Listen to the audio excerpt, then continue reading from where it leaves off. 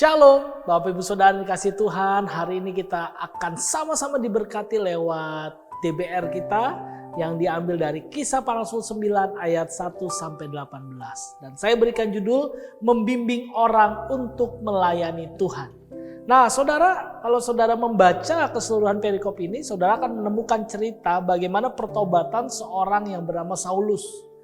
Dan ada seorang tokoh yang penting juga ketika Saulus bertobat. Yaitu siapa? Ananias.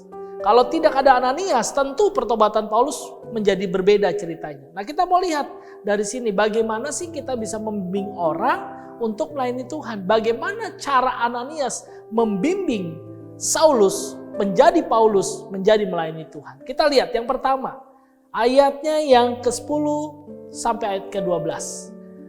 Di Damsyik ada seorang murid Tuhan bernama Ananias. Perhatikan.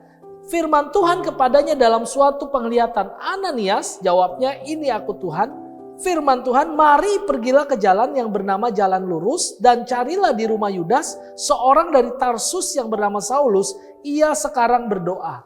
Dan dalam suatu penglihatan ia melihat bahwa seorang yang bernama Ananias masuk ke dalam dan menumpangkan tangannya ke atasnya supaya ia dapat melihat lagi. Saudara, yang pertama, untuk bisa membimbing orang agar orang tersebut melayani Tuhan, yang pertama, miliki kepekaan. Ananias ini peka. Dia punya hubungan yang baik dengan Tuhan sehingga dia tahu kapan saatnya Tuhan bilang, Ananias pergi, jumpai, ada seorang pribadi yang harus kamu layani. Itu kepekaan saudara. Kalau saudara mau dipakai Tuhan untuk membimbing orang lain, khususnya dalam melayani Tuhan, miliki kepekaan. Tuhan akan kirim orang kepada saudara agar saudara bisa layani. Yang kedua, ayat yang ke-13 sampai ayat 17 bagian A. Jawab Ananias, Tuhan, dari banyak orang telah kudengar tentang orang itu, betapa banyaknya kejahatan yang dilakukannya terhadap orang-orang kudusmu di Yerusalem. Dan ia datang kemari dengan kuasa penuh dari imam-imam kepala untuk menangkap semua orang yang memanggil namamu. Tetapi firman Tuhan kepadanya, pergilah, sebab orang ini adalah alat pilihan bagiku untuk memberitakan namaku kepada bangsa-bangsa lain serta raja-raja dan orang-orang Israel.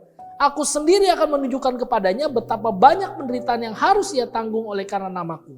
Lalu, perhatikan ayat 17 bagian A. Lalu pergilah Ananias ke situ dan masuk ke rumah itu.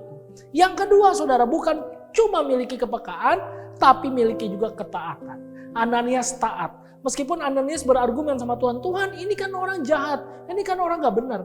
Mungkin ketika kita ketemu, Tuhan kasih tahu ada seorang yang perlu kita layani. Tuhan mau pakai orang itu, kita berpikir, Tuhan tapi dia penjahat, dia gak layak. Saudara, kalau Tuhan sudah pilih, Tuhan gak mungkin salah. Jadi tugas kita adalah taat.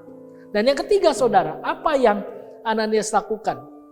Ayat 17 bagian B dan ayat 18 berkata, ia menumpangkan tangannya ke atas Saulus, katanya, Saulus saudaraku, Tuhan Yesus yang telah menampakkan diri kepadamu di jalan yang kau lalui, telah menyuruh aku kepadamu supaya engkau dapat melihat lagi dan penuh dengan Roh Kudus. Ayat 18. Dan seketika itu juga seolah-olah selaput gugur dari matanya, sehingga ia dapat melihat lagi, ia bangun lalu dibaptis. Yang ketiga, bukan cuma peka, bukan cuma taat, tapi juga harus tepat. Saudara, seringkali kita kalau ketemu orang, apalagi orang yang kita tahu ini orang jahat, kita pengen menghakimi.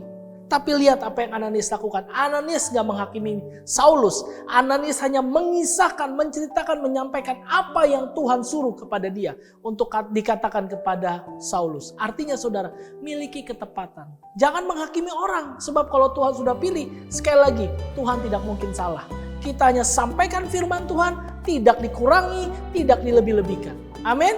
Selamat melayani, selamat dipakai Tuhan untuk bisa menjangkau orang, membimbing orang untuk melayani Tuhan. Kita berdoa. Tuhan, kami bersyukur hari ini dari peristiwa Ananias dan Saulus kami belajar 3 hal. Kami punya kepekaan, kami punya ketaatan, dan kami punya ketepatan untuk bisa membimbing orang melayani Tuhan. Pakai kami Tuhan selama hidup kami, biar nama Tuhan disenangkan dan banyak orang yang bisa Tuhan pakai melalui hidup kami untuk juga melayani Tuhan. Dalam nama Yesus kami berdoa. Amin. Tuhan Yesus memberkati.